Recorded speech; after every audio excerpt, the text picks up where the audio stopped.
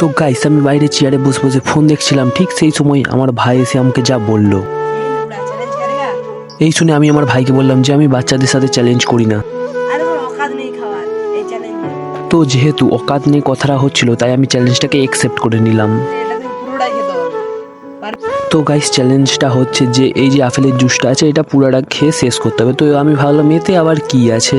তো গাইস কথা না বাড়িয়ে তাই আমি এই আপেলের জুসটা খেতে আরম্ভ করে দিলাম। তো গাইস খেতে আমার একটুও ভালো লাগছিল না, একদম বেকার খেতে। আর তোমরা ভাববে যে জুসে কি আছে ভালো খেতে, আসলে না গাইস, জুসটা ছিল একদম গরম, একটুও ঠান্ডা ভাব ছিল না। তো গাইস বেশি কথা না বাড়িয়ে আমি জুসটা খেতে শুরু করে দিলাম। তো গাইস আমি যতক্ষণ আর জুসটা খাচ্ছি তোমরা লাইক দিয়ে চ্যানেলটাকে সাবস্ক্রাইব করে নাও।